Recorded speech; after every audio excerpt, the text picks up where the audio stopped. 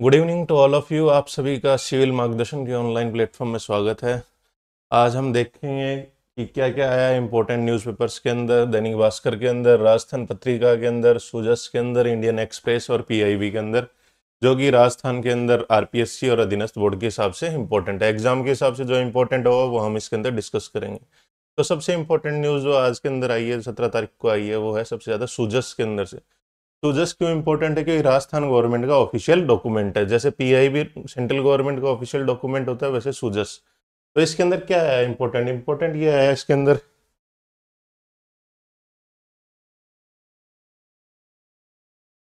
सबसे इंपॉर्टेंट है, सबसे पहले जोनल काउंसिल चल रही है। जोनल काउंसिल की मीटिंग, जोनल काउंसिल को हिंदी में क्या बोलते हैं, उच्च क्षेत्रीय परिषद की मीटिंग चल रही है। क्षेत्रीय परिषद क्या होती है? राजस्थान सरकार, भारत सरकार के बीच में और आजू बाजू के जो भी स्टेट्स होते हैं उनके अंदर समन्वय बनाने के लिए, कोऑर्डिनेशन के लिए, कोऑपरेशन के लिए, ताकि बेहतर और पॉलिसी डिसीजन किए जा सके। कोई क्षेत्र के लेवल पे, रीजनल लेवल पे, कोई भी जोनल लेवल पे कोई डिस्प्यूट है, इंटर स्टेट का डिस्प्यूट है, उसको सोल्व किया जा सके। इसलिए ये रीजनल जोनल काउंसिल्स बनाई गई थी। तो सबसे पहले इंपॉर्टेंट है कि जोनल काउंसिल बनी कैसे। जोनल काउंसिल पहली बात तो क्या कॉन्स्टिट्यूशनल बॉडी है या फिर स्टैट्यूटरी बॉडी है? या इसका मतलब ये क्या, तो ये संवैधानिक बॉडी है या फिर वैदिक? इनमें से क्वेश्चन पूछेगा, क्या ये कॉन्स्टिट्यूशनल बॉडी है, क्या ये स्टैट्यूटरी बॉडी है। हिंदी में बोले तो इसके अंदर क्या ये संवैधानिक बॉडी है या फिर वैदिक बॉडी है। तो सबसे पहले इंपॉर्टेंट क्वेश्चन इसके अंदर ये बनता है कि ये जोनल काउंसिल के एक स्टैट्यूटरी बॉडी है। स्टैट्यूटरी बॉडी वो होती है जो ये पार्लियामेंट के कोई लॉ के द्वारा बनती है। कॉन्स्टिट्यूशनल बॉडी है जिसका जिक्र हमारे कॉन्स्टिट्यूशन के अंदर होता है। तो स्टैट्यूटरी बॉडी है तो इसके अंदर से कौन से लॉ से बनी है, तो state reorganisation act 1956, state reorganisation act 1956 के अंदर बनी है। दूसरा क्वेश्चन इसके अंदर क्या बन सकता है, राजस्थान कौन से जोनल काउंसिल के अंदर आता है? राजस्थान आता है नॉर्दर्न जोनल काउंसिल, उत्तरी जो जोनल काउंसिल है उसकी मीटिंग के अंदर राजस्थान आता है। तो उत्तरी जोनल काउंसिल के अंदर कौन कौन से राज्य आते हैं? उसके अंदर आते हैं जम्मू कश्मीर से लेकर राजस्थान तक आपके जितने भी स्टेट हैं वो सब इसके अंदर कवर होते हैं। जैसे जम्मू कश्मीर हो गया, लद्दाख हो गया, हिमाचल प्रदेश हो गया, पंजाब हो गया, हरियाणा हो गया, राजस्थान हो गया, प्लस दिल्ली इसके अंदर आता है। फिर इसके अंदर इसका चेयरमैन कौन होता है जोनल काउंसिल का? जोनल काउंसिल का चेयरमैन होता है होम मिनिस्टर, ठीक है। और इंटर स्टेट काउंसिल का चेयरमैन होता है प्राइम मिनिस्टर। तो जोनल काउंसिल का चेयरमैन कौन होगा? Home minister. वाइस चेयरमैन कौन होगा इसके अंदर? वाइस प्रेसिडेंट कौन होगा इसके अंदर? वाइस चेयरमैन होता है जिस स्टेट के अंदर ऑर्गेनाइज किया जाएगा उस स्टेट के चीफ मिनिस्टर या फिर उनका रिप्रेजेंटेटिव जो भी होगा, ठीक है। अब जोनल काउंसिल की मीटिंग के अंदर क्या डिस्कशन हुआ है? जोनल काउंसिल की मीटिंग के अंदर डिस्कशन हुआ कि भाई विकसित राजस्थान, विकसित भारत 2047 बनाने के लिए हम सारे स्टेट मिलके एक साथ कोऑर्डिनेट करेंगे, कोऑपरेट करेंगे, ताकि एक साथ मिलके हम आगे बढ़ सकें, जो इंडिया लेवल पे टारगेट है उसको अचीव कर सकें। इसके अंदर उत्तरी क्षेत्रीय परिषद की अध्यक्षता, इस बार अध्यक्ष कौन है, कौन होता है अध्यक्ष? होम मिनिस्टर अमित शाह जी हैं, ठीक है। राजस्थान ऊर्जा उत्पादन की स्थापित क्षमता में देश में प्रथम स्थान। अब इसके अंदर छोटे छोटे फैक्ट हैं जो हमारे जो ऑब्जेक्टिव क्वेश्चंस के अंदर कथनों के अंदर आ सकते हैं। तो सबसे पहला फैक्ट है, राजस्थान सरकार ने ऑफिशियली ये बोला है कि राजस्थान सौर ऊर्जा उत्पादन की क्षमता में देश में प्रथम स्थान पर है। हम कैपेसिटी के अंदर सोलर ऊर्जा की जो इंस्टॉल्ड कैपेसिटी है, मतलब हमने जितने प्लांट लगा रखे हैं सोलर ऊर्जा के लिए, उसका कैपेसिटी हमारी सबसे ज्यादा है। प्रोडक्शन ज्यादा हो रहा है नहीं हो रहा है इसका अभी तक कुछ पता नहीं है, सिर्फ कैपेसिटी की बात हो रही है। तो राजस्थान सौर ऊर्जा उत्पादन की स्थापित क्षमता में, तो इस स्थापित क्षमता ज्यादा इंपॉर्टेंट है इसके अंदर प्रोडक्शन से। क्यों? ऐसा भी हो सकता है कोई स्टेट के अंदर कम कैपेसिटी के इंस्टॉलेशन हो लेकिन प्रोडक्शन ज्यादा हो रहा हो। ये भी हो सकता है क्योंकि विंड पावर जो होती है और सोलर पावर, इन दोनों के हाइब्रिड मॉडल भी चल रहे हैं। तो ये वाली चीज है। तो सोलर एनर्जी उत्पादन की स्थापित क्षमता के अंदर इंडिया के अंदर कौन सा स्टेट प्रथम स्थान पे है? वो है राजस्थान। दूसरा इसके अंदर इंपॉर्टेंट फैक्ट, बहुत इंपॉर्टेंट फैक्ट है जो कि अभी तक 2-3 एग्जाम के अंदर भी रिसेंट के अंदर ही आ चुका है। रिसेंट के एग्जामों के अंदर क्या है, भारतीय बीज सहकारी समिति की सदस्यता प्राप्त करने में राजस्थान का देश में प्रथम स्थान। तो ये एक भारतीय बीज सहकारी समिति स्थापित की है मिनिस्ट्री ऑफ कोऑपरेशन के अंदर, जिसके होम मिनिस्टर क्या है? मिनिस्टर है। तो उसकी जो मेंबरशिप लेने के लिए, उसकी मेंबरशिप लेने के लिए सबसे पहले मेंबर कौन बना है? उसका राजस्थान बना है। ये इंपॉर्टेंट क्वेश्चन है जो अभी टेलीकॉम एसआई के अंदर भी आया था, उस टाइम पे भी ये सूजस के अंदर था। दूसरा इसके अंदर राज्य ने भारतीय बीज सहकारी समिति सदस्यता प्राप्त करने में देश में प्रथम स्थान अर्जित किया है। प्लस इसकी मिनिस्ट्री ऑफ कोऑपरेशन का एक और अन्न स्टोरेज का एक वो चल रहा है, प्रोग्राम चल रहा है कि हम रूरल एरियाज के अंदर, ग्रामीण क्षेत्रों के अंदर, ग्रामीण पंचायत लेवल पे स्टोरेज बनाएंगे। स्टोरेज मतलब अन्न भंडारण क्षमता डेवलप करेंगे, वेयर हाउस टाइप बनाएंगे, ताकि उनको किसानों को दूर दूर तक ले जाके वेयर हाउस के अंदर स्टोर करने की जरूरत नहीं पड़े, ताकि जब भी फसल का उत्पादन हो, उत्पादन के बाद वो अपने बहुत कम शुल्क के ऊपर स्टोरेज एरिया के अंदर, वेयर हाउस के अंदर स्टोर कर सके अपने अन्न का, अपने जो भी प्रोडक्शन है। फिर उसको जब मार्केट के अंदर सही रेट हो, जब मार्केट के अंदर फ्लक्चुएशंस खत्म हो जाए, तब उनको अच्छी रेट पे बेच सकें।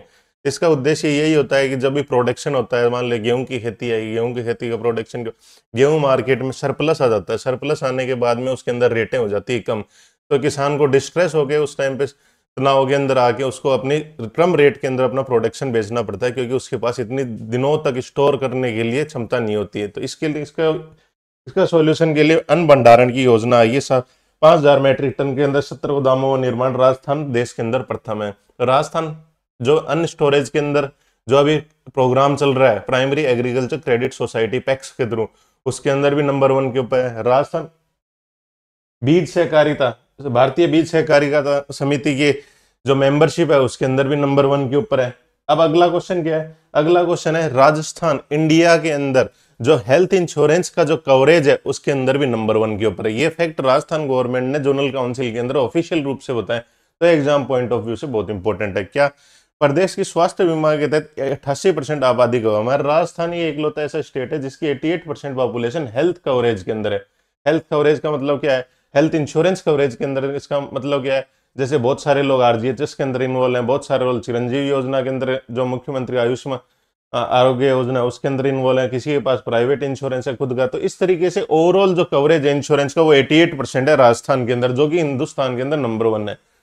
अगला क्या है? प्रधानमंत्री मातृ वंदना योजना के बारे में बताया, प्रधानमंत्री माँ वाउचर योजना के बारे में बताया, मुख्यमंत्री माँ वाउचर योजना के बारे में बताया। माँ वाउचर योजना क्या है? जहां भी एरिया पे माँ और वाउचर, माँ वाउचर, माँ मतलब मदर से रिलेटेड है, वाउचर मतलब कोई चीज का टोकन मिलेगा आपको, वाउचर मतलब आपको वाउचर मिलेगा।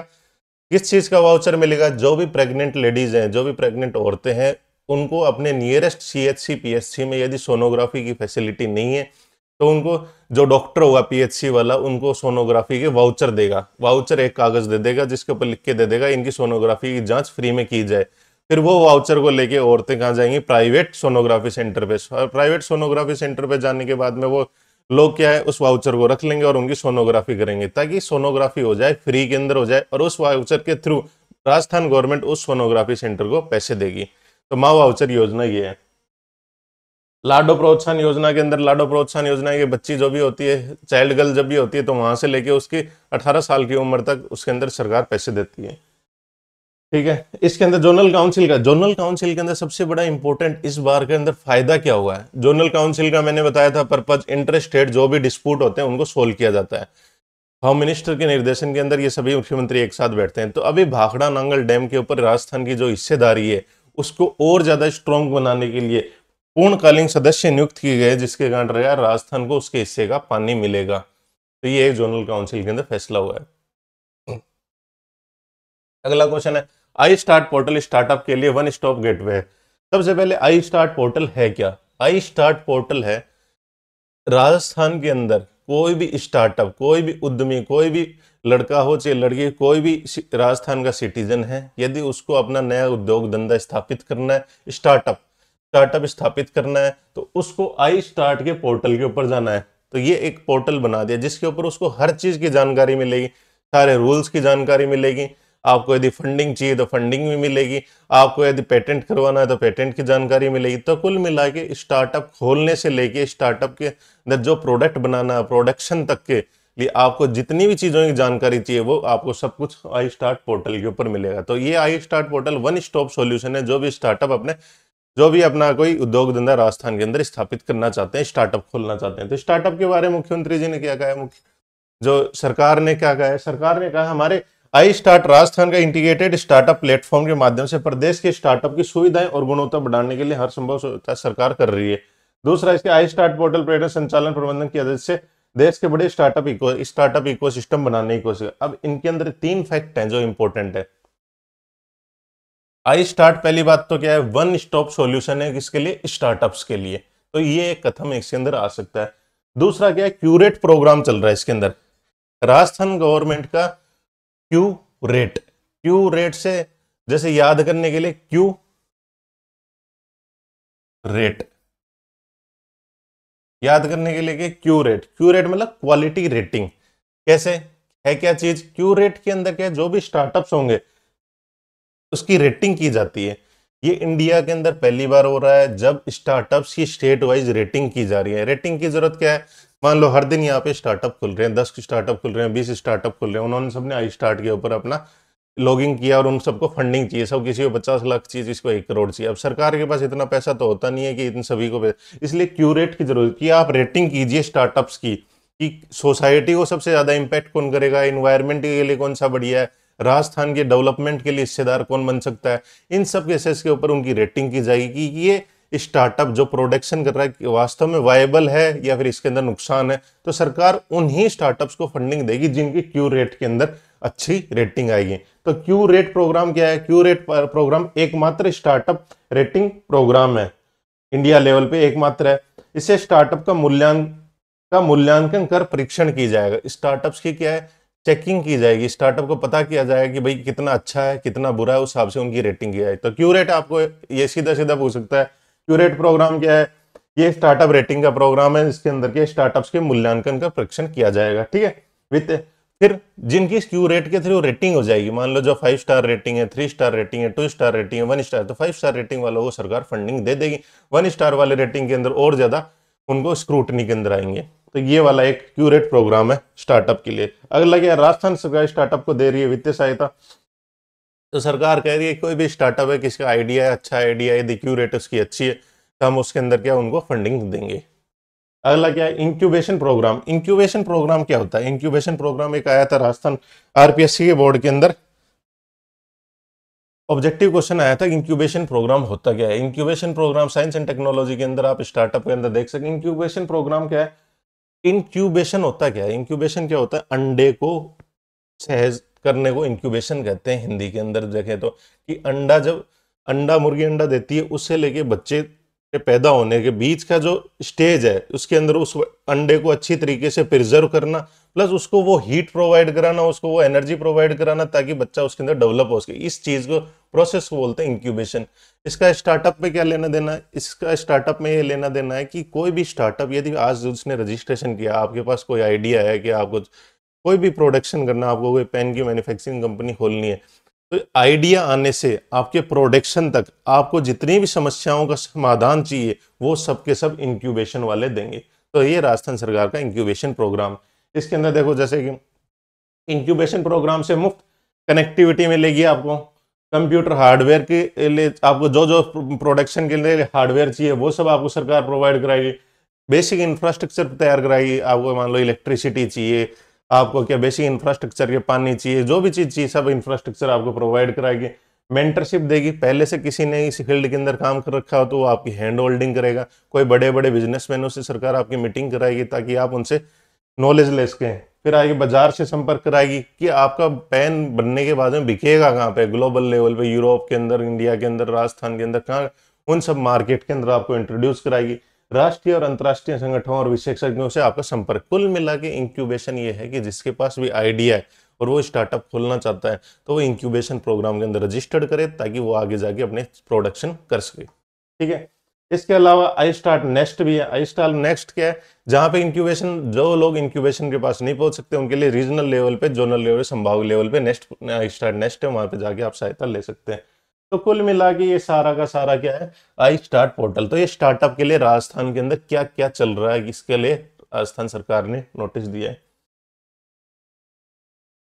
तो अभी तक हमने क्या देखा, अभी तक हमने देखा राजस्थान के मुख्यमंत्री ने जोनल काउंसिल की मीटिंग में पार्टिसिपेट किया है। जोनल काउंसिल का हेड कौन होता है, जोनल काउंसिल की मीटिंग को हेड करता है कौन, होम मिनिस्टर, और उसके अंदर वाइस प्रेसिडेंट जो होता है वो चीफ मिनिस्टर होता है।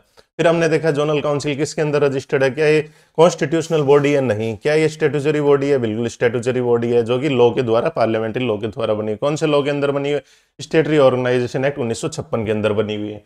अगला हमने देखा कि इसका चेयरमैन कौन है। फिर इसके अंदर हमने देखा राजस्थान के नंबर 1 किस किस चीज के अंदर, राजस्थान बीज सहकारी समिति की सदस्य के अंदर नंबर 1 है। राजस्थान सोलर ऊर्जा उत्पादन की स्थापित क्षमता के अंदर नंबर 1 है।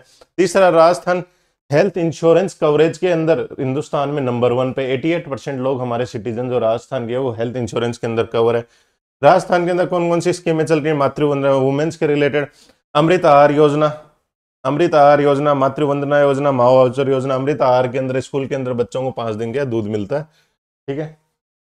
फिर हमने देखा I start portal. I start portal क्या है? राजस्थान गवर्नमेंट का स्टार्टअप को हैंड होल्डिंग के लिए एक पोर्टल बना रखा है सरकार ने। क्या ये वन स्टॉप सॉल्यूशन है सभी समस्याओं के लिए? बिल्कुल है। फिर हमने देखा स्टार्टअप्स के लिए राजस्थान सरकार ने कि क्यू रेट प्रोग्राम चलाया है। क्यू रेट आपको जब पेपर में देखोगे तो आपको समझ में नहीं आया क्यू रेट क्या है, क्यू रेट क्या है। तो इसके अंदर क्या क्यू रेट आपको याद करने का तरीका है क्वालिटी रेटिंग, ठीक है। इसके अंदर एकमात्र स्टार्टअप प्रोग्राम है राजस्थान के अंदर, जो इंडिया के अंदर, जो कि राजस्थान के अंदर कोई भी स्टार्टअप आएगा तो उसका एनालिसिस करेगा, उसकी रेटिंग करेगा, रेटिंग के बेसिस पे इसको फंडिंग मिलेगी। इंक्यूबेशन प्रोग्राम मैंने आपको बताया, इंक्यूबेशन के स्टार्टअप के जिस दिन आइडिया आने से रजिस्ट्रेशन, फिर प्रोडक्शन, इंफ्रास्ट्रक्चर, कनेक्टिविटी, ये सब समस्याओं का सॉल्यूशन इंक्यूबेशन सेंटर करेगा, ठीक है। अब आगे देखते हैं ऑब्जेक्टिव टाइप क्वेश्चंस कौन कौन से हम। अब कैबिनेट ने एक और स्कीम का लॉन्च किया है जो कि पीआईबी के अंदर आई है, ठीक है। स्कीम क्या है? Research development and innovation scheme है। ये क्या है? आरडीआई, आरडीआई स्कीम से आएगा ये आरडीआई। आरडीआई है क्या? आरडीआई की फुल फॉर्म देखें तो रिसर्च करेंगे हम, डेवलपमेंट करेंगे और इनोवेशन करेंगे। तो ये है क्या? ये एक प्रकार से हिंदुस्तान के अंदर रिसर्च के अंदर सबसे बड़ी समस्या क्या है? हिंदुस्तान के अंदर रिसर्च के अंदर यदि आप कुछ रिसर्च करना चाहते हो तो आपको क्या है? फंडिंग की सबसे बड़ी समस्या है। फंडिंग के अंदर भी गवर्नमेंट यूनिवर्सिटीज के अंदर तो फिर भी फंडिंग मिल जाती है, तो लेकिन प्राइवेट यदि कोई आदमी अपने लेवल पे घर के अंदर रिसर्च करना चाहता है, कोई भी एरिया के अंदर आपका रिसर्च करना चाहता है, तो उसके लिए फंडिंग है नहीं। तो फंडिंग के अभाव के अंदर लोग क्या रिसर्च को प्रमोट नहीं करते और हिंदुस्तान के अंदर रिसर्च होते नहीं है। तो इसके अंदर वर्ल्ड इंटेलेक्चुअल प्रॉपर्टी ऑर्गेनाइजेशन की जो रेटिंग होती है उसके अंदर इंटेलेक्चुअल प्रॉपर्टी राइट, उसके अंदर हम कभी 44 कभी 40 पे आते हैं। तो इस चीज पूरी सिस्टम को बदलने के लिए हिंदुस्तान के अंदर कैबिनेट, यूनियन कैबिनेट ने research development and innovation scheme लेके आई। इसके अंदर पहली बात तो पैसा, तो जो है तो पैसा देने की स्कीम है। तो पैसा कितना है? टोटल इसके अंदर फंड है 1 लाख करोड़ रुपए का। तो 1 लाख करोड़ रुपए सरकार रिसर्च डेवलपमेंट एंड इनोवेशन के ऊपर खर्च करेगी। तो सबसे बड़ी बात तो इसके अंदर ये है। अब ये पैसा मिलेगा किसको? पैसा मिलेगा, recognise the role of the private sector play in driving innovation and commercialisation. जो भी प्राइवेट सेक्टर के लोग हैं जिनको कोई भी स्कीम के अंदर पैसा नहीं मिलता, वो रिसर्च एंड डेवलपमेंट में पार्टिसिपेट करना चाहते हैं, तो उन लोगों को पैसा मिलेगा। तो पैसा ये प्राइवेट से क्या सरकार कितने टाइम के लिए पैसा देगी? सबसे बड़ी बात है इसके अंदर लॉन्ग टाइम के लिए पैसा मिलेगा, 5 साल के लिए, 10 साल के लिए पैसा मिलेगा। दूसरी, research and development, private sector को भी इसके अंदर पैसा मिलेगा, बिल्कुल पैसा मिलेगा, प्राइवेट सेक्टर को भी पैसा मिलेगा। तीसरा क्वेश्चन है कितने लाख रुपए का फंड है? 1 लाख करोड़ रुपए का फंड है। चौथा क्वेश्चन क्या है इसके अंदर? क्या लॉन्ग टर्म फाइनेंशिंग नीड पूरी होंगी इसके अंदर? बिल्कुल लंबे समय के लिए आपको फाइनेंशियल नीड पूरी होगी। तो इसके अंदर देखो इंग्लिश के अंदर क्या लिखा हुआ है? It aim to provide long term financing refinancing of the long tenure of low और nil interest rate. Long term finance मतलब लंबी अवधि के लिए आपको सरकार फंडिंग देगी रिसर्च एंड इनोवेशन के लिए। दूसरा, फाइनेंस के प्लस रीफाइनेंस भी देगी। पहले से किसी एजेंसी ने आपको फाइनेंस कर रखा है लेकिन उन्होंने आपको पैसा नहीं दिया, मान लो आपको फंडिंग आनी थी हर महीने 1 लाख रुपए की, लेकिन आपको 2 महीने से फंडिंग नहीं आई, तो उस प्रोजेक्ट को रीफाइनेंस भी करेगा, प्लस लॉन्ग टेन्योर के लिए पैसा देगा और लो और नील इंटरेस्ट रेट के ऊपर देगा। इससे क्या होगा? प्राइवेट सेक्टर के अंदर इन्वेस्टमेंट आएगा, R&D डिजाइन के अंदर हम सबसे आगे बढ़ जाएंगे। अब इसके 4 मेजर ऑब्जेक्टिव क्या है? 4 ऑब्जेक्टिव है। Encourage the private sector to scale up research development in, private sector को एंकरेज करेगा ताकि आप रिसर्च के अंदर पार्टिसिपेट करें। 1 लाख करोड़ रुपए का जो आप फंड है उसको यूज करके रिसर्च करिए ताकि हम आगे जाके रिसर्च नॉलेज इकोनॉमी बन सके। और सनराइज सेक्टर के अंदर सबसे ज्यादा फोकस है इसका। सनराइज सेक्टर कौन से होते हैं? जो नए नए एरियाज हैं, आर्टिफिशियल इंटेलिजेंस, क्वांटम कंप्यूटिंग, इन सब एरियाज के अंदर, हेल्थ सेक्टर है, इन सब के अंदर सेक्टर रिलेटेड। और उन सेक्टर को पैसा देगा जो इंडिया की इकोनॉमिक सिक्योरिटी के लिए, प्लस उन सेक्टर को पैसा देगा जो स्ट्रेटेजिक पर्पज, मतलब हमारी जो स्ट्रेटेजिक पर्पज है, जो हमारे देश की बेसिक नीड है उनके लिए, प्लस सेल्फ रिलायंस, आत्मनिर्भर बनाने के लिए जो भी प्रोजेक्ट है उन सबको पैसा देगा इसके अंदर। दूसरा है ट्रांसफॉर्मेटिव प्रोजेक्ट जो ये पूरे सिस्टम का ही ट्रांसफॉर्मेशन कर देंगे, ऐसे project at higher level of technology readiness level. और technology readiness level, technology readiness level मतलब टेक्नोलॉजी डेवलप होने के आखिरी स्टेज के अंदर यदि मान लो फंडिंग की कमी आ गई तो आपके ऊपर, आप उसके अंदर इन्वेस्ट करेंगे, सरकार इन्वेस्ट करेगी, 1 लाख करोड़ रुपए का इन्वेस्टमेंट है, ठीक है। Support acquisition of technology which are critical high strategic, जो टेक्नोलॉजी हमारे देश के लिए इंपॉर्टेंट है उन सबको हम खरीदे भी है इसके अंदर।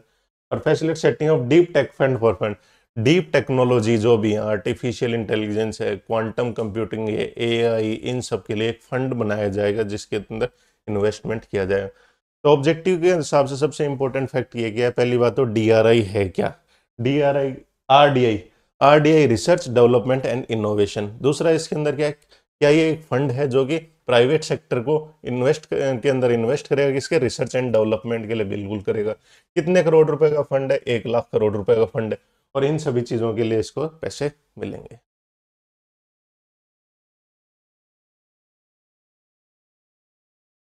अब ऑब्जेक्टिव क्वेश्चन देख सकते हैं, पेंगोंग लेक कहाँ पे है, पेंगोंग क्या है, वेटलैंड ऑफ इंटरनेशनल इंपॉर्टेंस भी है, वेटलैंड है, रामसर साइट के अंदर क्या है, वेटलैंड है, इंडिया की सबसे बड़ी वेटलैंडों में से एक है। तो पेंगोंग लेक की लोकेशन पूछ सकता है हमारे ज्योग्राफी के अंदर, तो इसकी लोकेशन है लद्दाख के अंदर। पेंगोंग लेक, पेंगोंग शो, पेंगोंग टशो, 3-4 लेक हैं ये जो कि लद्दाख के अंदर स्थित है, और ये वेटलैंड है, ठीक है। 16वें वित्त आयोग ने सौंपी राष्ट्रपति को। पहली बात तो फाइनेंस कमीशन होता क्या है, finance commission article 280, article 280 of constitution of India के अंदर बता रखा है फाइनेंस कमीशन।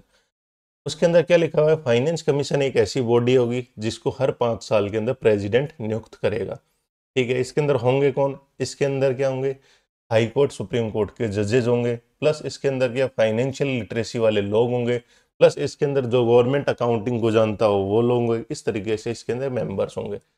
ये काम क्या करेगा, फाइनेंस कमीशन का काम ये होता है कि जो सेंटर और स्टेट के बीच में जो टैक्स का जो बंटवारा है, जो पैसों का बंटवारा है, मान लो आज हम इनकम टैक्स देते हैं, मेरे मान लो मैंने इनकम टैक्स दिया 1 लाख रुपए, 1 लाख रुपए हो गया सेंट्रल गवर्नमेंट के अंदर, सेंट्रल गवर्नमेंट के कंसोलिडेटेड फंड के अंदर चला गया है। 1 लाख रुपए जाने के बाद क्या उसको सेंट्रल गवर्नमेंट पूरा 1 लाख रुपए काम में लेगी, या उसको सरकार के साथ विभाजित करेगी, जैसे स्टेट राजस्थान के साथ कितना विभाजित करेगी, तमिलनाडु के साथ कितना विभाजित करेगी, सेंटर और स्टेट के बीच में ओवरऑल कितना डिवीजन हुआ, ये सब चीजें जो फाइनेंशियल एडमिनिस्ट्रेशन का जो सारा काम है किस बेसिस पे हुआ, वो जो पॉइंट है वो बताएगा फाइनेंस कमीशन। मान लो पहले फाइनेंस कमीशन की रिपोर्ट आई थी जिसके अंदर एनके सिंह सर ने बोला था कि 41% डिवोल्यूशन होगा सेंटर के टैक्सेस का। सेंटर के पास मान लो 100 रुपए आते हैं तो 41 रुपए उसको किसको देने हैं, स्टेट्स को।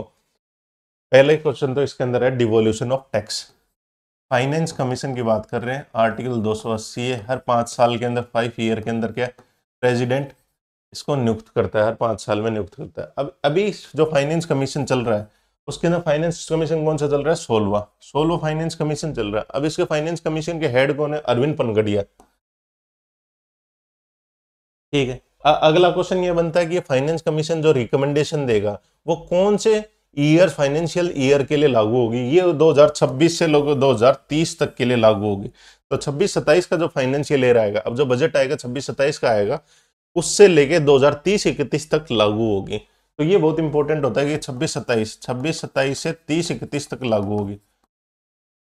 फिर इसका अपन ने देखा मेजर काम क्या होता है फाइनेंस कमीशन का, फाइनेंस कमीशन के 3 मेजर काम होते हैं।